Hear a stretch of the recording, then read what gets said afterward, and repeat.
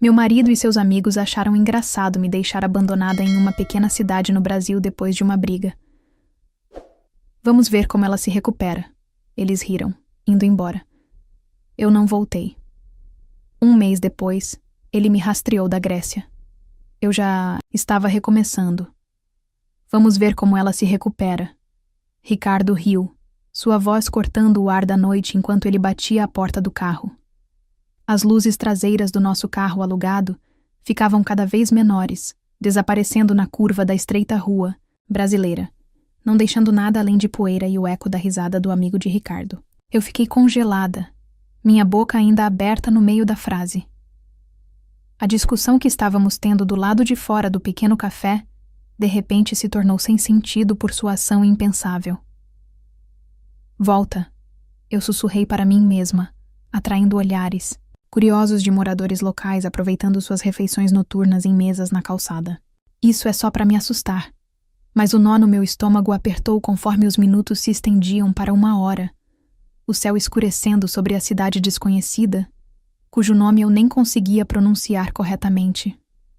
Antes de começarmos, eu quero levar um momento para agradecer a cada um de vocês por fazer parte desta jornada. Se você se sente atraído por histórias de mulheres que encontram força em lugares inesperados após a traição, considere se inscrever. É totalmente gratuito e ajuda a apoiar mais histórias de resiliência e renascimento. Agora vamos testemunhar como uma mulher abandonada transformou um ato de crueldade no início de sua liberdade. Quando implorei a Ricardo para não beber tanto no almoço, eu nunca imaginei que isso iria piorar tanto. Seus amigos, colegas de faculdade, comemorando sua reunião anual de rapazes que eu estava relutantemente convidada para se juntar, o incitaram. Quando eu sugeri que voltássemos para o nosso hotel, Pete tinha dito pedindo outra rodada. Quando eu me levantei para ir embora, Ricardo me seguiu para fora, suas palavras arrastadas. Mas sua raiva precisa. A luta ficou feia rápido, com anos de ressentimentos borbulhando na superfície de ambos os lados. Sua bolsa tem seu passaporte, certo? Ele zombou antes de subir no banco do motorista. Então você vai descobrir. Você é tão inteligente, sempre me dizendo o que fazer. A noite caiu completamente, enquanto a realidade afundava na charmosa cidade brasileira, que parecia tão pitoresca durante o dia, agora parecia ameaçadora. Contei meu dinheiro. R$80, 37 reais. Não era o suficiente para um voo para casa, mal dava para uma noite de hospedagem. Meus cartões de crédito estavam na carteira de Ricardo. Ele se ofereceu para carregá-los mais cedo, quando minha pequena bolsa estava muito cheia. Encontrei a pensão mais barata que pude. Um quarto sujo acima de uma padaria, com uma cama estreita e uma pia no canto. A senhora idosa que me mostrou o quarto não falava português, mas parecia entender minha situação, dando tapinhas em meu braço com simpatia. Ele me bloqueou, eu sussurrei para mim mesma, em descrença, olhando para o meu telefone. 27 chamadas para Ricardo, todas enviadas direto para o correio de voz, mensagens de texto entregues, mas sem resposta. Tentei Pete, depois Marco, então, todos os amigos de Ricardo que estavam naquele carro, todos bloqueados. Um arrepio percorreu-me quando percebi. Isso não tinha sido um impulso momentâneo, mas uma humilhação calculada. O sono veio em fragmentos quebrados, interrompido por verificações esperançosas do meu telefone e pânico renovado. Pela manhã, eu tinha me convencido de que esse pesadelo acabaria. Ricardo voltaria apologético, mas pronto para me culpar, por exagerar na reação à piada dele. Eu ficaria brava, mas aliviada o suficiente para seguir em frente e retornar à nossa vida cuidadosamente construída em São Paulo, onde ele era um arquiteto respeitado e eu era sua esposa solidária, que havia deixado de lado sua própria carreira de design para administrar sua casa e calendário social. Mas ele não veio. No segundo dia, eu racionei meu dinheiro restante, comprando apenas um sanduíche para o almoço, enquanto caminhava pelo perímetro da cidade, verificando todos os hotéis e restaurantes em busca de qualquer sinal de nossa excursão. À noite, eu percebi que eles continuaram seu plano de viagem, seguindo para Campinas sem mim. No terceiro dia, Um gentil dono de café que me viu demorando do lado de fora de seu estabelecimento me ofereceu um expresso grátis e instruções em português, quebrado para a delegacia de polícia local. O policial lá não pareceu surpreso com minha história, como se turistas abandonados fossem uma ocorrência regular. Mas seu português limitado e meu italiano inexistente me deixaram com nada além de um relatório arquivado e um aceno simpático. Naquela tarde, tomei a decisão mais difícil da minha vida. Em pé diante de uma janela apertada de loja de penhores, eu torci minha aliança de casamento, o diamante de 2 quilates que Ricardo tinha atualizado em nosso 5º aniversário, substituindo a modesta aliança com a qual tínhamos começado. O lojista me ofereceu muito menos do que valia, mas o suficiente para financiar o próximo passo da minha jornada, onde quer que fosse. Ligue para a família, o penhorista sugeriu, contando euros. Eu assenti mecanicamente, mas por dentro, um plano diferente estava se formando. A família significava explicar, significava ouvir o "eu te avisei" da minha mãe sobre o temperamento de Ricardo.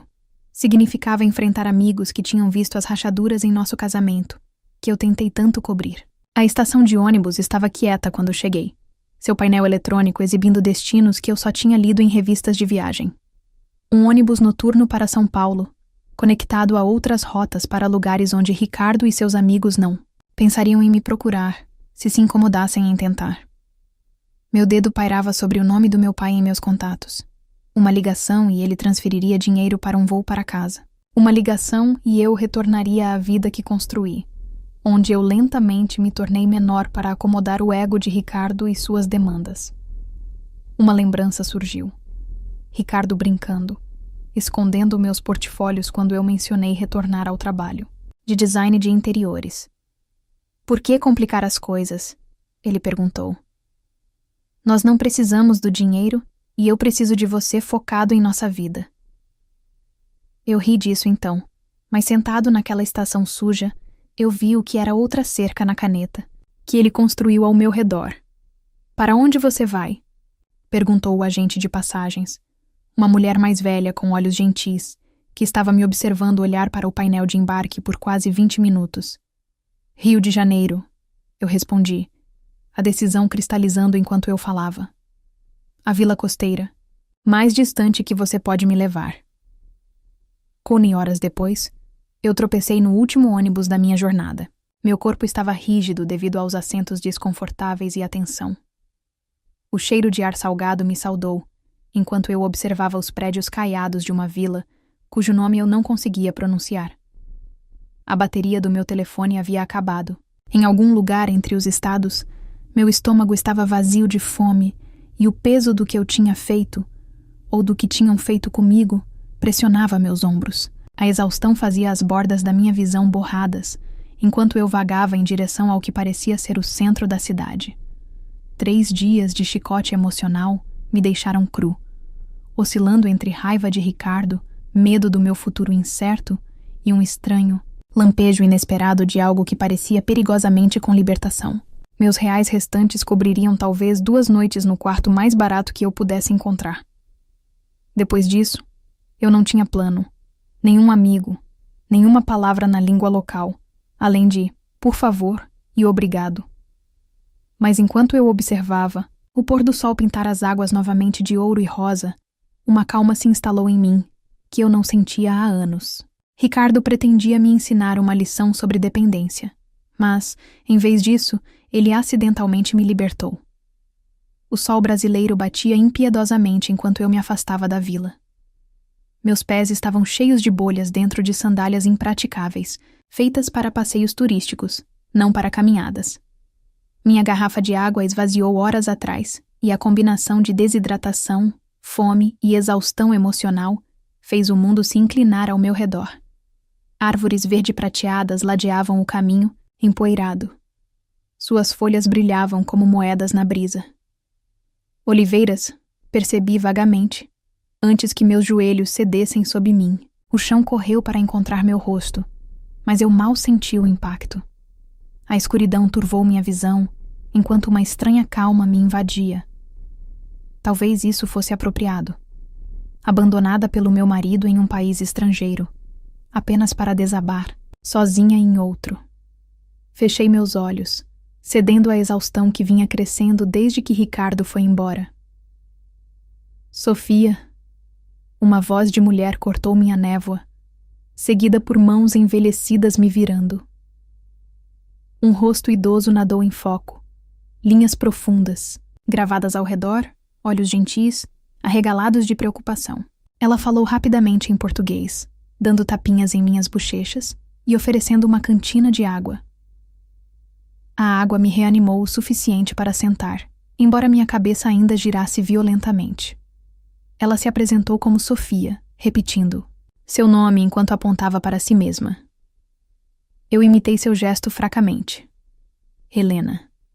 Sofia me ajudou a ficar de pé, seu pequeno corpo surpreendentemente forte enquanto ela suportava meu peso. Ela apontou para uma casa de fazenda de pedra aninhada entre as oliveiras e fez movimentos de caminhada com os dedos. Eu assenti, sem forças para resistir, enquanto ela me guiava lentamente até o topo da colina. A cozinha da fazenda me recebeu com o aroma de ervas penduradas em vigas de madeira e algo saboroso borbulhando em um fogão antigo. Sofia me acomodou em uma mesa de madeira gasta antes de chamar alguém. Uma voz masculina respondeu, e momentos depois, um senhor idoso, com o rosto bronzeado pelo sol e bigode prateado, apareceu na porta limpando as mãos em um pano. Dmitri, Sofia disse, apontando para ele. Seu marido acenou para mim, cautelosamente, seus olhos questionadores, mas não hostis. Sofia despejou água fria em um copo e pressionou-o em minhas mãos, seguidos por uma tigela de sopa simples. Meu estômago roncou audivelmente quando o aroma atingiu meu nariz, provocando um sorriso de Sofia. Aquela noite passou em um borrão de comunicação quebrada. Tentei explicar minha situação através de uma combinação de palavras limitadas, gestos com as mãos e, eventualmente, lágrimas. Sofia assentiu, como se entendesse completamente, embora eu soubesse que ela não poderia entender os detalhes. Dmitri permaneceu quieto, mas atento, ocasionalmente fazendo perguntas que Sofia traduzia através de gestos. Eles me ofereceram seu quarto de hóspedes, um espaço simples com paredes caiadas e uma cama estreita, coberta por uma colcha feita à mão. Exausta demais para protestar, eu desmoronei em um sono muito necessário. A manhã chegou com galos cantando e o aroma de pão fresco. Encontrei roupas limpas dobradas aos pés da minha cama. Um vestido simples de algodão que parecia ter décadas, mas recém-lavado. Eles pendiam frouxos no meu corpo, mas ofereciam uma mudança bem-vinda para minha roupa de viagem. Na cozinha, Sofia sorriu para minha aparência, imediatamente servindo café forte e pão fresco com azeite de oliva e mel.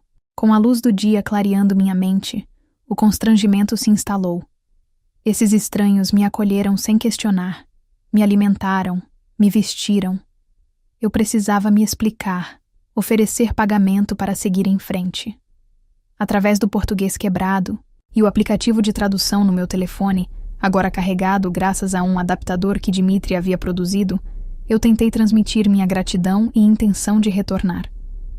O rosto de Sofia caiu imediatamente. Ela balançou a cabeça vigorosamente, apontando para fora, onde a chuva agora batia contra as janelas. Então, para meus pés, ainda com bolhas, fique, ela insistiu, uma das poucas palavras em português que eu sabia. Descansar nos próximos 3 dias, eu fiz várias tentativas de sair. Cada uma encontrou resistência gentil. Uma vez, com minha bolsa na mão e sapatos nos pés, Sofia me interceptou na porta. Sua expressão estava tão ferida que a culpa tomou conta de mim.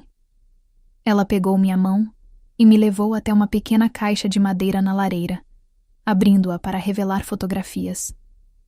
Seus dedos tremiam, enquanto ela apontava para uma jovem mulher, com os olhos de Sofia e o sorriso de Dmitri. Marina, ela disse suavemente, então apontou para longe. Austrália. Seus olhos se encheram de lágrimas enquanto ela fazia um movimento de embalar com os braços. Então segurou a mão na altura da cintura, indicando uma criança. Neta.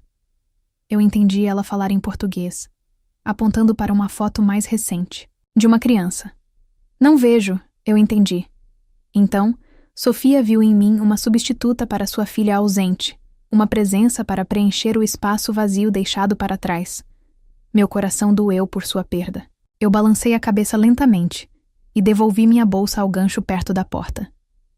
Cada dia trazia novas rotinas, conforme eu gradualmente me integrava à vida na fazenda.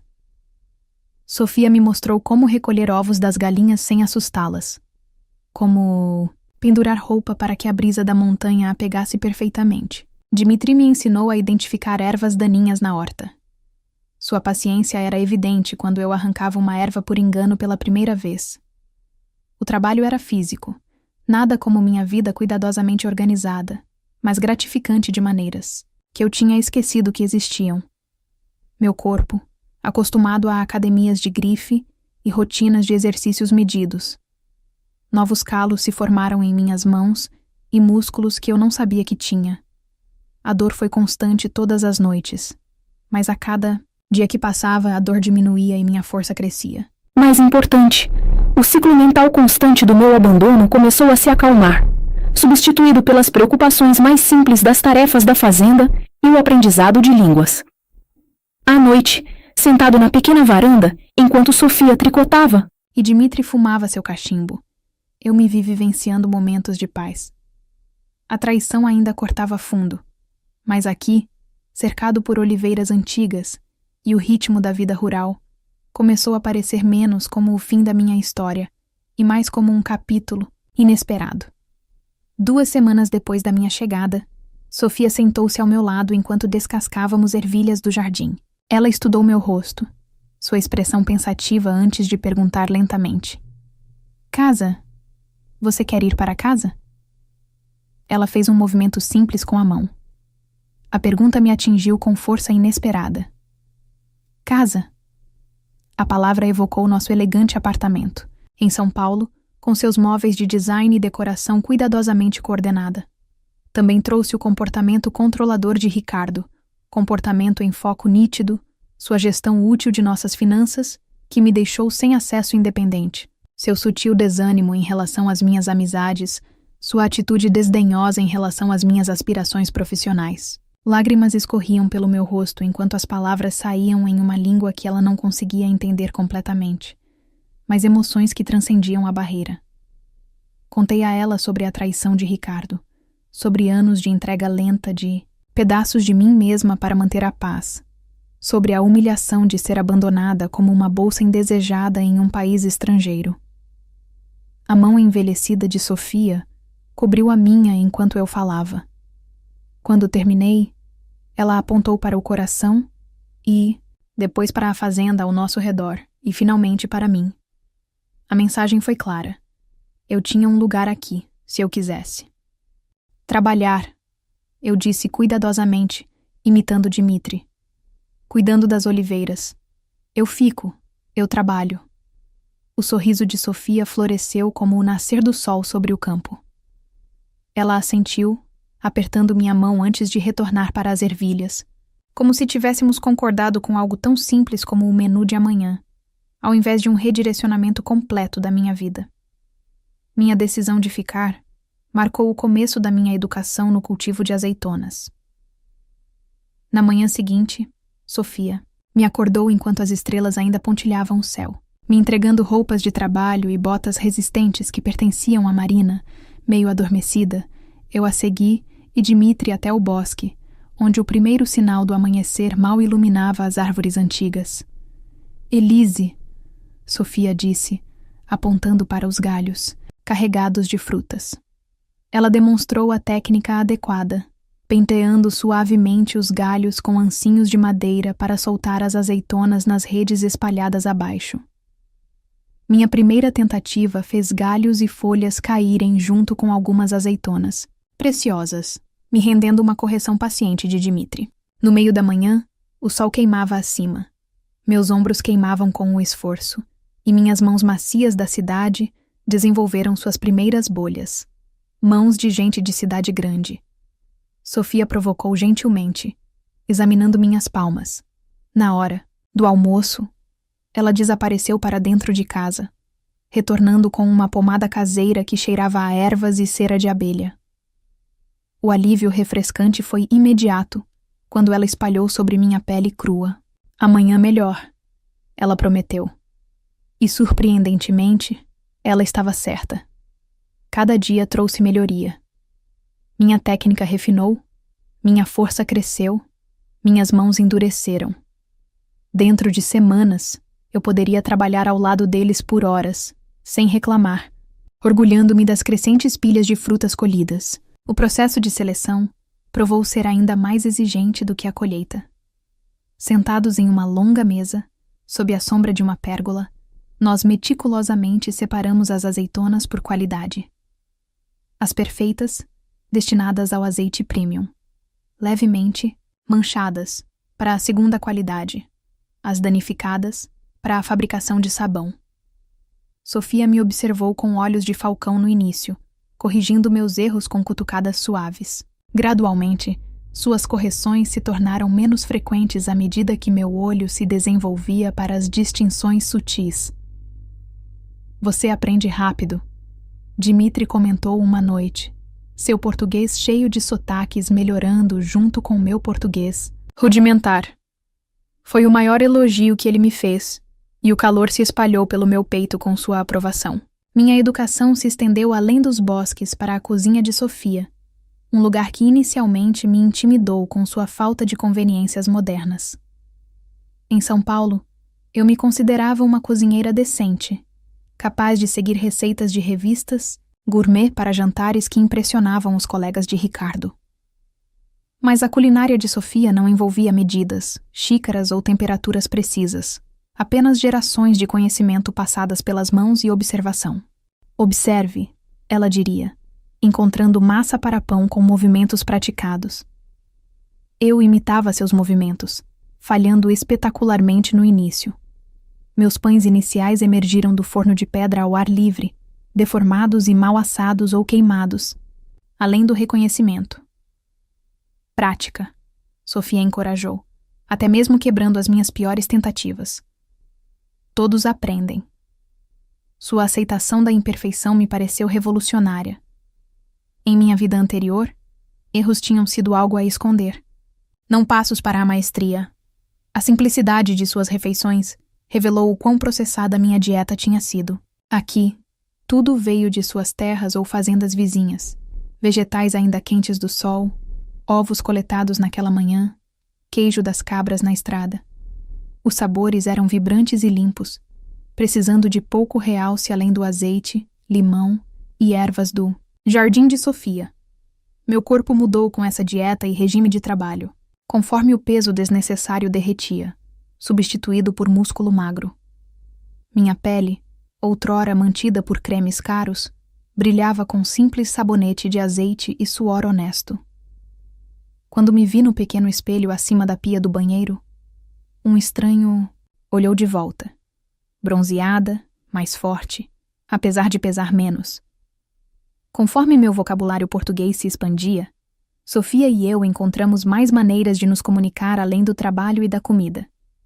Durante os intervalos noturnos, ela tirou seus álbuns de fotos, apontando para imagens em preto e branco de sua juventude na aldeia. Fiquei surpreso ao descobrir que ela já tinha sido professora da escola antes de retornar para sua família. Todos os negócios depois do casamento. Você? Ela perguntou, imitando digitar em um teclado.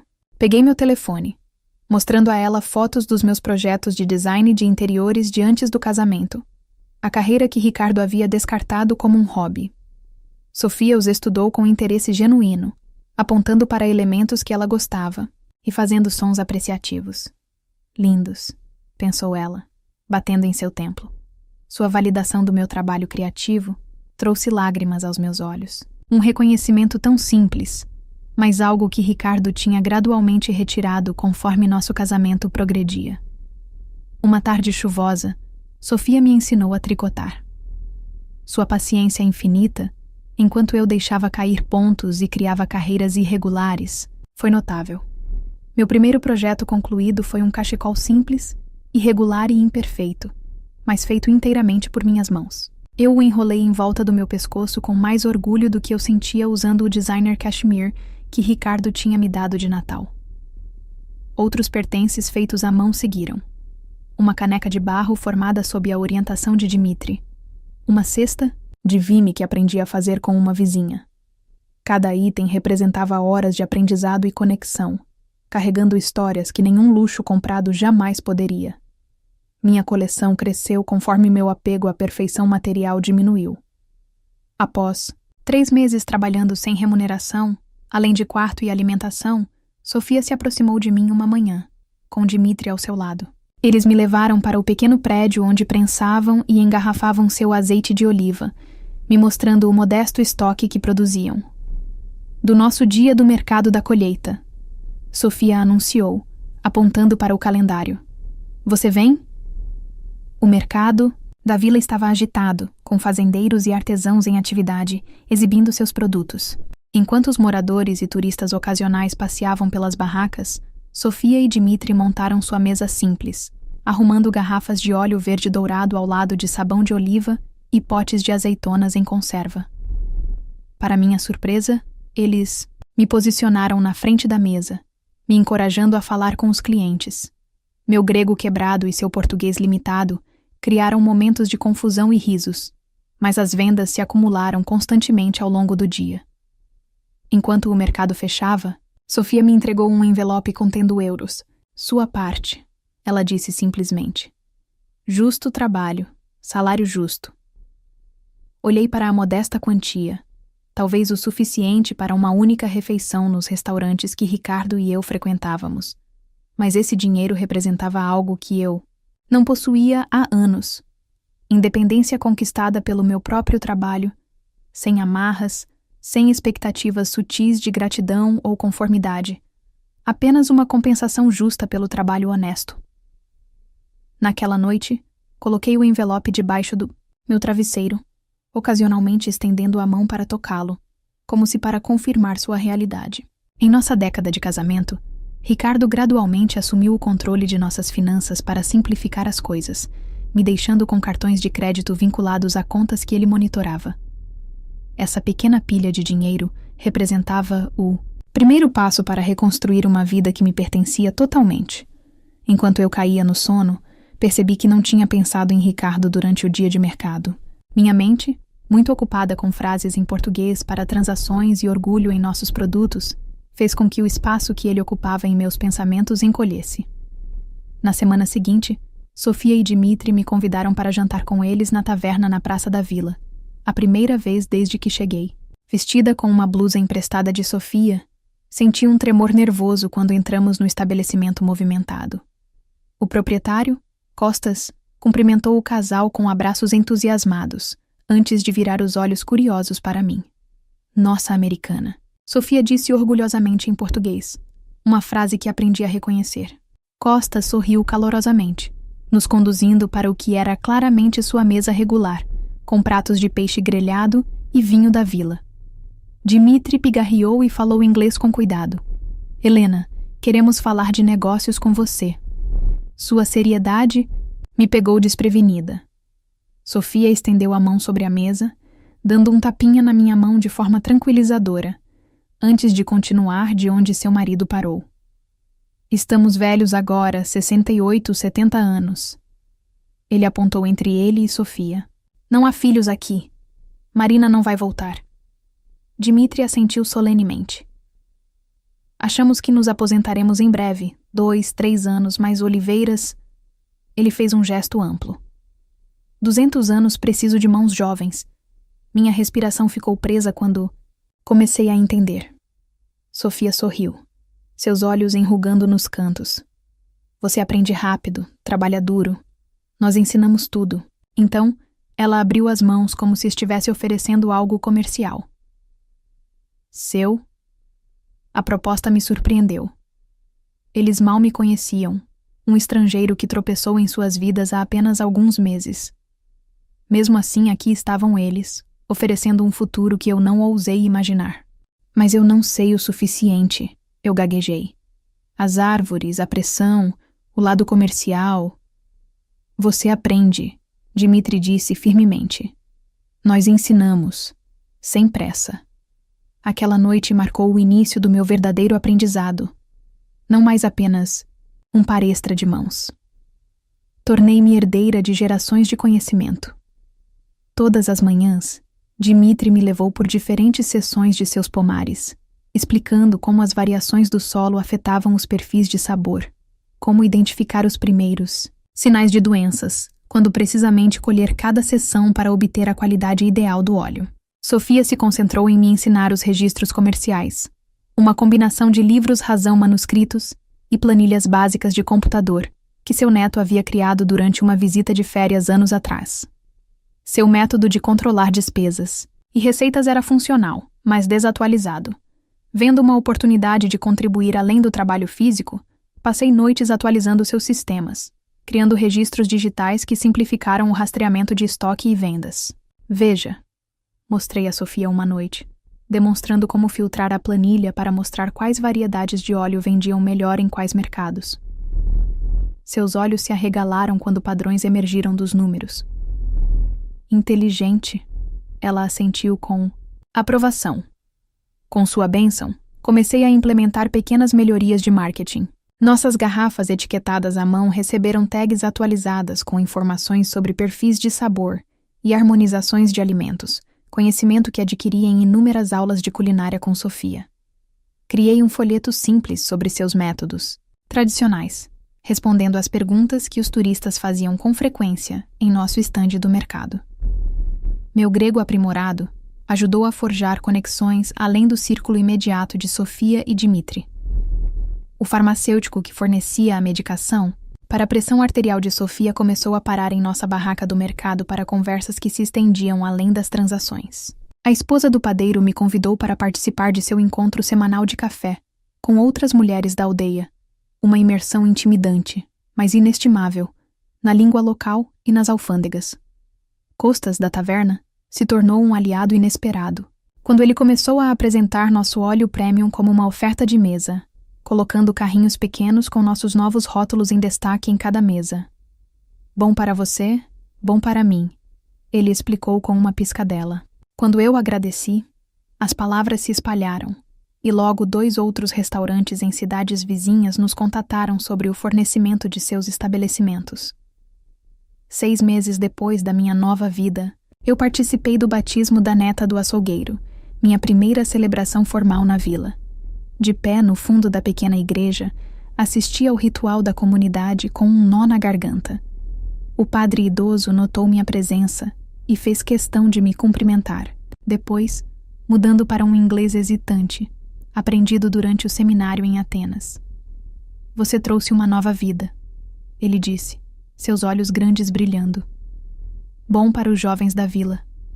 Cada evento era outro fio na rede de conexão que me mantinha no lugar. Lídia, a tecelã, cuja barraca ficava ao lado da nossa no mercado semanal, tornou-se uma amiga especial. Com 40 e poucos anos e viúva, ela possuía uma inteligência afiada e uma perspectiva pragmática que me lembrava minha colega de quarto, na faculdade. Nossas conversas, conduzidas em meu grego aprimorado e seu excelente inglês, variavam de estratégias de negócios para fofocas da aldeia e reflexões mais pessoais. Você nunca fala da Grécia. Ela observou uma tarde tranquila, enquanto empacotávamos nossos bens não vendidos. Família lá? Amigos? A pergunta me atingiu inesperadamente. Eu tinha me tornado tão focada em construir minha nova vida que empurrava os pensamentos da minha antiga vida para o lado. Meus pais morreram anos atrás, alguns amigos, mas eu parei. Percebi como Ricardo tinha me isolado gradualmente da minha rede de apoio, sempre encontrando razões pelas quais meus amigos da faculdade eram problemáticos ou colegas de trabalho. Você... Eu assenti conscientemente. O marido que te deixou em São Paulo. Você nunca diz o nome dele. Ricardo, eu disse, as sílabas parecendo estrangeiras na minha língua. Depois de meses de silêncio, o nome dele. Ricardo, e ele. Nunca te procurou? A franqueza dela foi revigorante. Depois de meses de Sofia e Dimitri evitando gentilmente o assunto. Eu não sei, eu admiti. Não cheguei a checar meu telefone. Eu gesticulei vagamente. Eu o ligava ocasionalmente para tirar fotos, mas tinha abandonado meu e-mail americano e contas sociais, sem vontade de confrontar o que quer que estivesse esperando lá. Lídia levantou a sobrancelha e me desafiou. Talvez seja a hora de olhar. Não para ele, para você. Fechar a porta corretamente. Suas palavras ficaram comigo naquela noite. Depois de ajudar Sofia a preparar o jantar, me retirei para meu quarto e liguei meu telefone antigo, conectando-me ao Wi-Fi básico da casa da fazenda. Com dedos trêmulos, entrei na minha conta de e-mail há muito negligenciada. Centenas de mensagens não lidas encheram a tela. Examinando os remetentes, vi vários de velhos amigos, com linhas de assunto que evoluíam de check-ins casuais para perguntas preocupadas.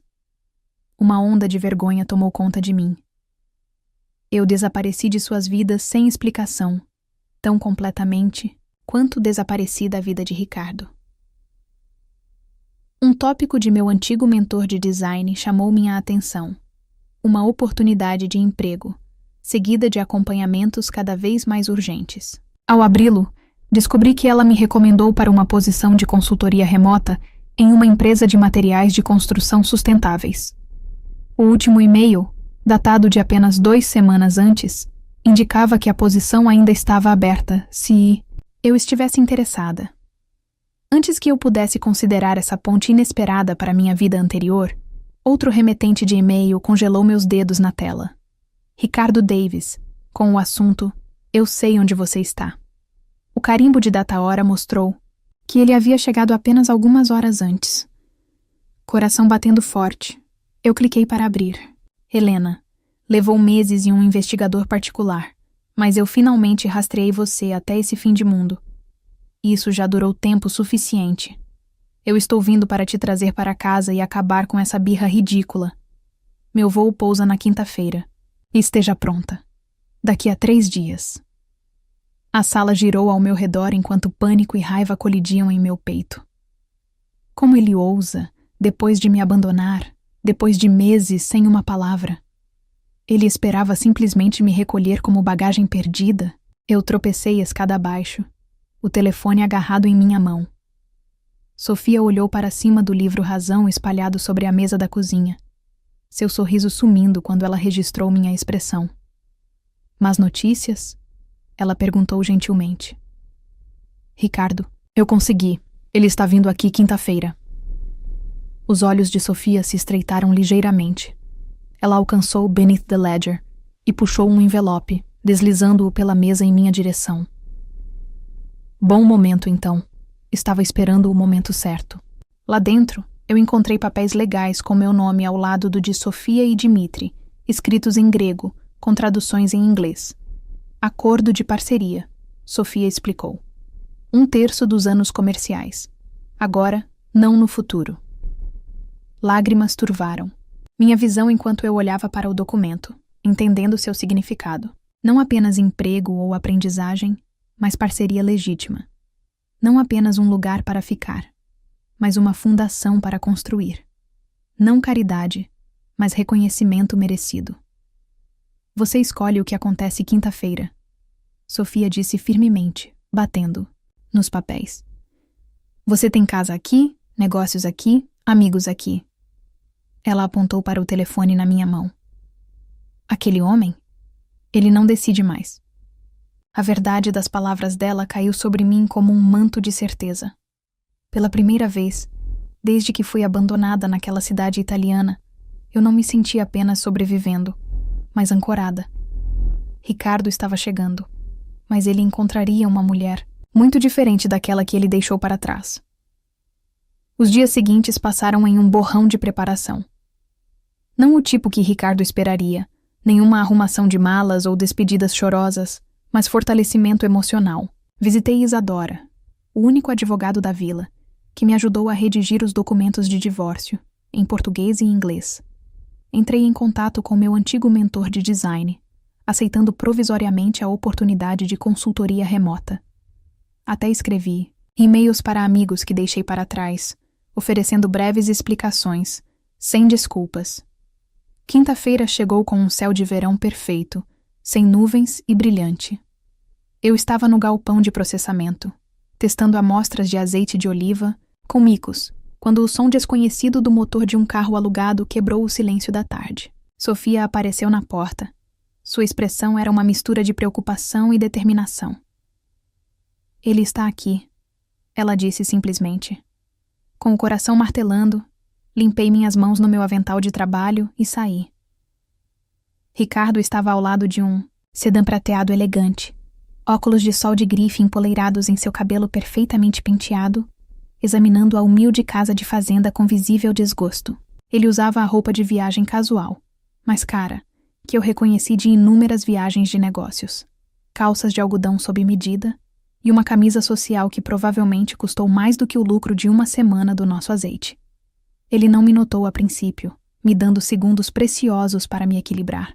Este homem, que já foi o centro do meu universo, agora parecia de alguma forma menor, menos substancial contra o pano de fundo de oliveiras antigas e edifícios de pedra desgastados que se tornaram meu lar. Ricardo, chamei, minha voz mais calma do que o esperado. Ele se virou, e o choque que se registrou em seu rosto foi quase cômico. Seus olhos viajaram das minhas botas de trabalho para o meu corpo bronzeado, demorando-se no meu cabelo desgrenhado, preso em um coque simples. Observei, o reconhecimento lutar com a descrença em suas feições. Meu Deus, Helena, o que aconteceu com você? E o tom familiar de desaprovação que antes me faria correr para consertar o que quer que ele achasse que faltava, agora simplesmente me atingiu como uma onda contra a rocha. A vida aconteceu. Eu respondi, dando passos medidos em direção a ele. O que você está fazendo aqui, Ricardo? Ele tirou os óculos escuros. Seu feitiço de prática deslizou no lugar enquanto ele estendia os braços. Eu vim para te levar para casa, é claro. Isso já durou o suficiente. Você não acha? O que você estava tentando fazer? Isso não é sobre fazer algo, eu interrompi, parando bem fora do seu alcance. Isso é sobre fazer uma vida. Seu sorriso vacilou. Atrás de mim, eu ouvi o arrastar silencioso de Sofia e Dmitri saindo da casa. Embora eles não pudessem entender nossas palavras, eles se posicionaram dentro da visão. Guardiões silenciosos, prontos para intervir se necessário. Ricardo os notou, sua expressão endurecendo. São essas as pessoas com quem você tem ficado? Eles têm te mantido aqui? Sim, eles têm me ensinado, eu interrompi. Sobre oliveiras, sobre comunidade, sobre gentileza sem condições. Eu gesticulei em direção aos bosques que nos cercam. Eu sou coproprietária agora. Eu tenho um negócio aqui. Descrença cruzou, seu rosto, seguida rapidamente pela condescendência. Eu conhecia muito bem. Um negócio, Helena? Seja sério. Você é uma designer, não um fazendeira. Isso é o quê? Uma fase de comer, rezar, amar depois da nossa briga? Eu admito que não. Deveria ter deixado você na Itália. Foi um erro estúpido de bêbado.